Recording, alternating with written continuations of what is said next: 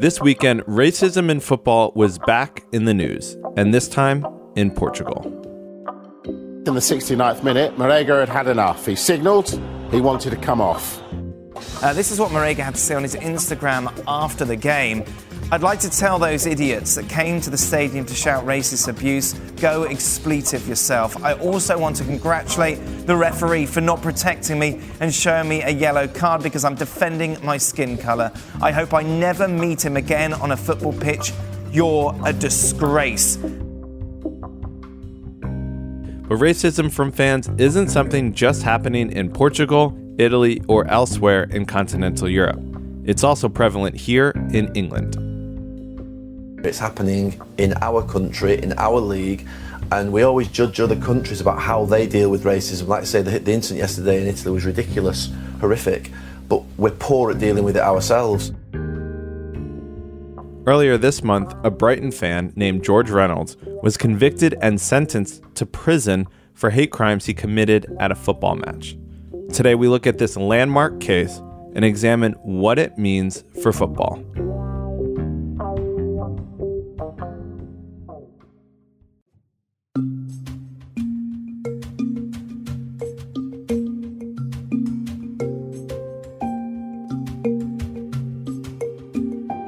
After being thrashed 7-2 by Bayern Munich in the Champions League, Tottenham travelled to Brighton, who've gone 8 home games without a win. Their worst top-flight run since 1983. That streak ended with a win over Spurs.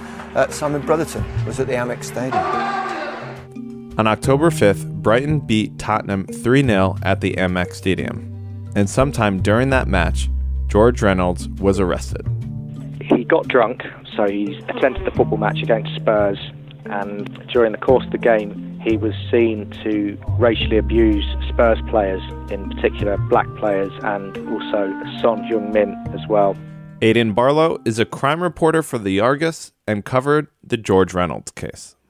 He made comments where he's calling the black players monkey boys, he kept saying, and he also said that Koreans eat dogs was another thing he said as well, and basically making gestures and racist abuse. And instead of sitting idly by, fans in the North Stand reported him. His comments upset quite a few supporters who'd gone to watch the match around him, so they reported his behaviour to stewards inside the stadium, and they quickly went to eject him from the stadium. So he was removed from his seat during the game itself, and then from there, after he'd been removed from the stadium, he was arrested on suspicion of these offences by the police, and he was interviewed by the police, so he was taken into custody. It later came out that Reynolds had a previous offence that was also racially aggravated. So why did he make those racist comments at the stadium? Well, he went with an age-old excuse. Well, his excuse in court was that it doesn't reflect his character, and that, in fact, he's not a racist, but he'd had too much to drink, and that was his excuse in court. So he blamed being drunk. Yeah, he did. Well, the judge was not very impressed by his behaviour, obviously, and I think because it's been such an important topic of discussion this season in particular, we've had so many incidents around the country, I think that the message has got out that it's not acceptable, and that the judge, he was not impressed, basically. And the judge himself said that the match would have been watched by millions worldwide, but also by people inside the stadium from all different ethnicities. And, he said he was challenged, basically that racism has no place in society. So the judge was quite firm on that, and that's why he imposed the prison sentence. Ultimately, George was sentenced to 2 months in prison. In some respects, if had this incident happened outside of a football stadium, a prison spell might have been unusual, but because it was inside a football stadium and given the public prominence of it, the judge obviously made the exception. He's been banned for life by Brighton and Hove Albion as a club, and the chief executive, Paul Barber, wanted to send a strong message that this is not welcome, and Reynolds, before the case, had said that he'd lost his job, and that's part of the punishment, I suppose, as well as that he'd lost his job because of the court proceedings and the public attention that has followed from it. Did he seem remorseful or apologize at all in court? He seemed a bit sheepish, if that makes sense. I think he's sort of come across as a bit ashamed, and I think it's weighed heavily on him, the legal proceedings. But then, he shouldn't have made the comments that he made. Did it seem like the judge was trying to make an example out of him and out of this case?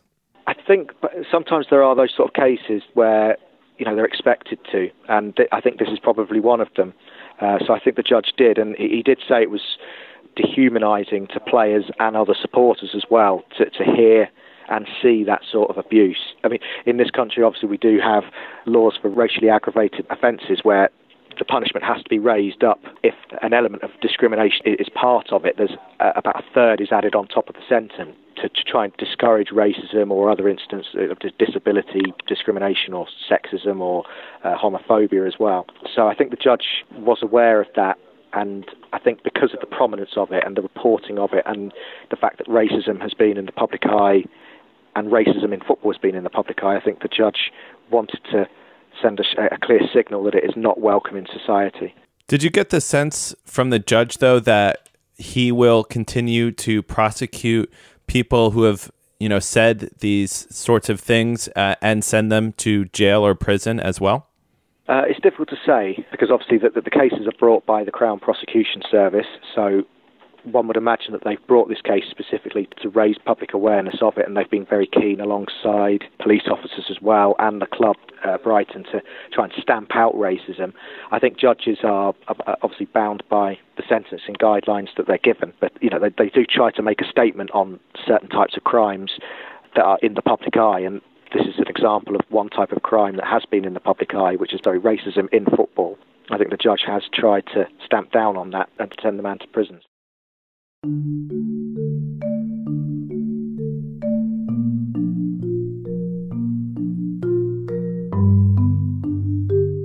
I'm now joined by Brighton Chief Executive Paul Barber to talk about Brighton's efforts in this area. In January, The Athletic reported that there had been 9 hate crimes at the Amex Stadium this season. Is that still the case, Paul? We have a very strict zero tolerance policy to any kind of hate crime at the Amex. So what we're seeing and have seen over the last couple of years is an increase in the reporting of those sort of issues, which is positive. But of course, it does also then have an exaggerated effect on the numbers, because it's possible that some of these issues were occurring previously, but not necessarily being reported. So the positive thing now is people feel confident enough to report such incidents, and we've got the processes in place and the staff in place to be able to deal with them very proactively. And that's what we've been doing over the last 2 seasons here. So do you think it's more incidents of racism or homophobia, or do you think it's just more reporting of those incidents? It's really hard to tell. I mean, my gut instinct is that, unfortunately, the environment in this country over the last couple of years, political rhetoric has been quite divisive, and that seems to have given more people, albeit a very small minority, important to keep in context the numbers we're talking about here. But I think it does seem to have given a very tiny minority of people some kind of license to behave in a way that is discriminatory towards other people. Having said that, as I said before, I think the confidence that people now have in terms of reporting these incidents, both to our confidential text line, which enables them to do so very discreetly, or just simply asking a crowd safety steward for help, then both of those things have actually accelerated the number of reports that we get. So it's difficult to tell whether it's a genuine increase or whether it's a combination of those factors. You said that the club has a zero tolerance policy. What are you doing to combat racism, homophobia, and other discrimination in general? Well, we've always said that in order to overcome these issues, first of all, we need to recognise that they're an issue for society, not just for football clubs. People don't walk into a football stadium and become a racist. They are racist before they enter the stadium. So we need to recognise that we've got an education issue within our country and within society as a whole. And then we need to make sure that when there are issues, we deal with them very, very proactively and positively. And that means that the sanctions, the punishments for behaving in this way are very serious, and people need to understand that there is a deterrent out there, which means that their opportunity to watch their favourite football team play will be taken away if they behave in this way. And it could even lead to a criminal conviction, and it could even lead to a custodial sentence where someone is imprisoned for this type of behaviour. And we've been calling for some time now that education isn't enough. There needs to be stronger sanctions for people when they commit these offences. And in the last few weeks, we have started to see that the courts have been taking these issues very seriously and have started to hand down very serious sanctions to those that get involved. Previously, you said, quote, "Looking forward, I hope that Reynolds' conviction is a watershed moment, at least for our club," end quote. Can you explain what you meant by that statement? Yeah, I hope that finally we've got a sentence here from a court that says to people that this type of behaviour is totally unacceptable. And it won't just lead to a denial of your opportunity to watch football or a fine or a ban. It's actually going to lead to your liberty being taken away, period. And maybe, just maybe, that kind of sentencing, that kind of message might just get through to the majority of people that perhaps teeter on the edge of behaving in this way. Those that are quite extreme in their views and their behaviour, perhaps it won't have any effect at all, or if it does, that's great. But for the vast majority of people, we feel that kind of sentencing, that kind of message may just act as a deterrent that we've been looking for, that then combines with education, that then starts to see an eradication of this type of behaviour from our game, but more importantly, or as importantly, from society as a whole. And then we can start to move forward and hopefully be kinder to people, be kinder to each other, which is good for our game and good for our society. It sounds like you believe that fans should be receiving prison time for these acts, much like George Reynolds will be. Well, again, it's not for me to determine what the law is or how the courts punish, but what I do know is that everything that we can do in our football club is being done. So we're encouraging people to report this behaviour. When they report it, we're then identifying the individuals, we're ejecting the individuals, and then we're handing them over to the authorities. At that point, we can do no more. As a sport, as a football club, we can do no more than that. What we then don't want to see is no action taken against these individuals, because all that happens is they then come back to our sport and they continue to behave in a way that everyone else finds so offensive. So from that point of view, what we've been asking for is support from the authorities in doing their jobs in the way that we're doing our jobs, which is as effectively as possible. And then hopefully we can prevent these individuals from coming into football stadiums, and hopefully over time they will become rehabilitated and learn from their mistakes, and this issue then starts to fade into the dim and distant past, and we don't have this problem again. Unfortunately, what we've seen is education is not enough. There does need to be deterrent and punishment as well, and it's a combination of all these factors that I think will move us along and away from this issue.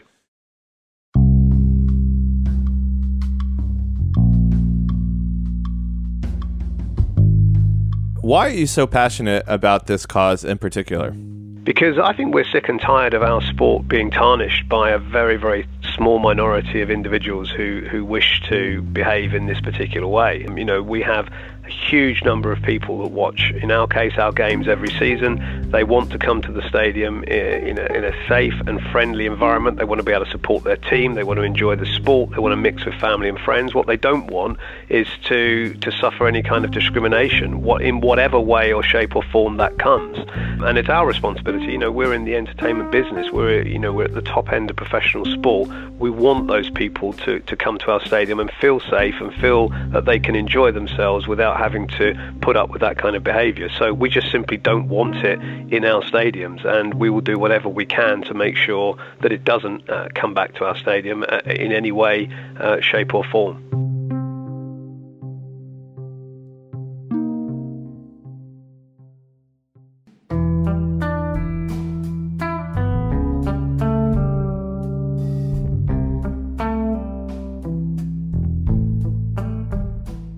So that's how Brighton are handling this issue. But what about the rest of the Premier League? We're joined by ex-Kick It Out media officer George Starkey-Midha to find out. George, just how widespread are hate crimes at stadiums? Very, in a word. It's very widespread. You've got incidents happening at grounds really across the country. When you look at the figures that we do have, the Home Office released statistics showing that there was, I think, more than 150 football-related incidents reported to the police last season, which was a 50% increase on the year before. You look at kick-outs statistics, and I think it went from 192 incidents to 274, which is, 40% increase. The biggest increase in kick-outs. Racism statistics as well happen specifically in professional games, so, stadiums in the kind of the top 4 divisions. So it's clearly a very widespread problem, and there's been lots of high profile incidents, keeping it in the media, whether it's the Manchester derby with the man who is sort of allegedly filmed doing monkey gestures. Derbies are normally tough, but this one turned nasty. As Manchester United player Fred went to take a corner, one City fan makes what looks like a racist gesture. Today, police arrested a 41-year-old man. He's currently being questioned. There was the Rudiger incident at Spurs. This is the moment Antonio Rudiger claimed he was being subjected to racist chants halfway through the match. In an unprecedented move, game officials, under UEFA's new 3-step protocol, issued 3 stadium warnings to supporters. Please remember that in football there is no place for racism. There's, Haringey, the team that walked off the pitch last year. So, it really is something that we can't have our head in the sand about it anymore. It's very, very clear that this is a problem that's endemic at stadiums really across the country.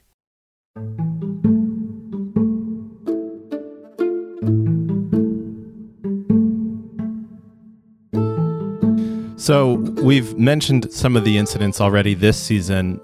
When it comes to punishments, what are some of the different punishments that fans can get for racism at the stadium? Well, it can really vary. There's all kinds of factors that get taken into place. It is dealt with a lot of the time on a case-by-case basis. So you'll have, it may be the age of the person may come into factor. There have been a few incidents reported with, teenagers, people even, below the age of 16 being arrested or being found to have racially abused someone.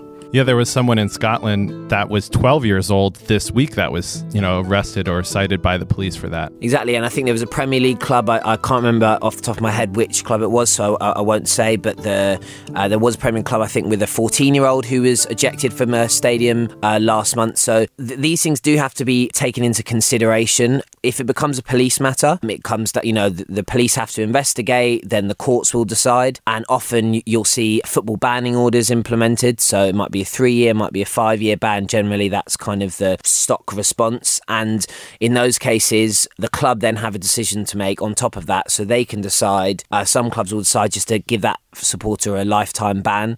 So whilst the courts may say that they can't go to any football stadium for 3 years, 5 years, the club can make the decision, right, you're banned from our club for life. And to be honest, having sanctions are an important part of tackling this problem, because ultimately that there are some people who will never learn, who will do things that are so beyond the pale that there's no chance of sort of rehabilitation. Do you think that those 3 to 5 year football banning orders or lifetime bans from stadiums is enough of a deterrent? I think on an individual basis, yes. So dealing with individual cases, I think, when supporters, as they become more aware that actually, in a stadium, I'm not protected. This is just like me going up to someone on the street and racially abusing them. When they are aware of that, and as they start to become more aware of that, it does have an impact, because you're like, I need to be much more careful here. But it's not alone by in of itself a way of ending the problem, because it's sort of symptom based. It's tackling the result of kind of societal racism and the attitudes that make people think it's okay to do that. So I think you can't disregard education from the conversation here, and it's very important that where possible, where a person wants to show remorse and wants to be educated, that is available, and that we can do that, because that there are lots of people who we can pull back from these attitudes and make sure that they're better people and better citizens.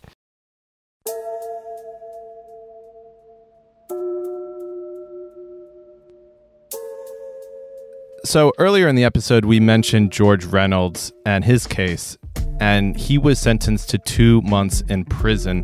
What do you think about people being sentenced to do prison time for racism at stadiums? Well, I mean, it's certainly obviously on the stronger end of punishments. It's not a one-size-fits-all. So there will be some cases where it may be that, I'm not going to start picking out, examples of what racism is worthy and what racism isn't. But there are some cases where someone really goes, especially overboard, and they may even be violent. And I think that, it has to be on the table. It has to be an option, and it has to be a possibility. Because if people think that the worst case scenario is you get a little slap on the wrist, then it's not going to be a real deterrent. So it has to be there as an option. Unfortunately, because of the sheer level of racism we have in this country, and we have, around the world, and we have in football stadiums, it's probably not feasible to jail every single person who's convicted of racism. But I think that has to be an option there. And for the worst cases, unfortunately, that's going to be the reality then, and that's what you'll face. Because in the same way, if I went up to someone on the street, if I saw someone go up to someone on public transport and racially abuse them, you would expect them to potentially be facing jail time if the police, and the courts convict them. So this is football being adjudicated in the courtrooms. Is this something that the court should deal with, or that the football authorities should be dealing with more? Well, it has to be a whole game approach. One thing that Kick It Out constantly advocate for is a much more unified approach to tackling these problems, rather than it being sort of siloed off. So the football authorities are trying one thing, the clubs are trying one thing, Kick It Out are doing another, and the police and the courts are doing another. There needs to be, and it's getting far better. There are closer relationships between, the authorities, the police, the courts, the clubs, to do all these things. But I think there has to be an element of engagement around that. There was an incident about a year or so ago where I think it was a West Ham supporter was convicted in the courts of basically making racist stereotypes to Son, and I think had been shouting something like DVD or something awful like that, and he was convicted by the courts and was given a fine of sorts, but avoided a football banning order because it was out of character. The magistrate said it was out of character, and that was sort of that was the line taken. And if they believe that to be the case, that's fine. But the West Ham then, I think, decided to give an indefinite ban to the player. But what's not clear to me is that if the club themselves had decided that the police sanction was enough and that was that, there was no official formal mechanism in place making sure that actually that fan would then get some education and would get something more. Because if they just get a little fine and they're allowed back in the stadium, is that really a deterrent? So I think the courts, the police certainly have their place. There will be times when they are the ones who have to step in, but I think it's about ensuring that the relationships are connected up, so that if someone doesn't face a serious court punishment, that there are other mechanisms in place to ensure that they will face education, that they will show remorse, that they will be rehabilitated before they end up going back into a stadium and potentially behaving in the same way.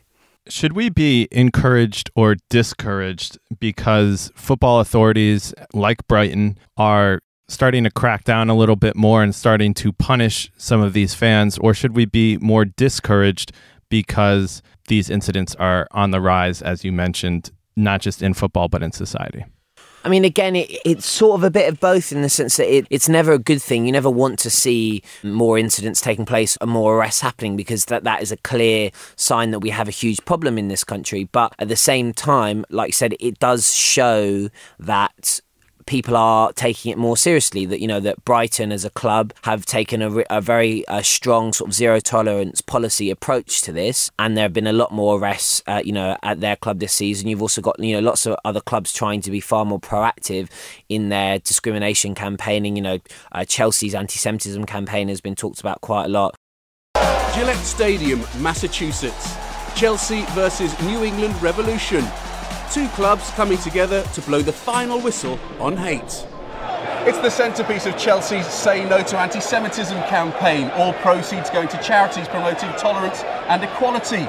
There's lots of other clubs across the country that are running their own sort of equality campaigns and trying to engage on a much deeper level with their fan base to say, this is not okay. So I think it is such an obviously deeply endemic problem in this country. I think it is a positive to see clubs actually taking that zero tolerance stance and taking a far more robust approach to tackling it, because, for a long time we've taken a sort of soft approach to this issue, and Kick Out started 25 years ago, for instance. For 20 years, these problems, it hadn't gone away, but people just weren't really taking it as seriously and hadn't really woken up to it. And in the last few years, for a multitude of reasons, finally, the public are waking up to the fact that this is still something that really needs serious action. So if that means, in some cases that people are facing jail sentences, that people are facing banning orders, that are facing significant fines, well, that's something that we have to sort of accept and welcome, really.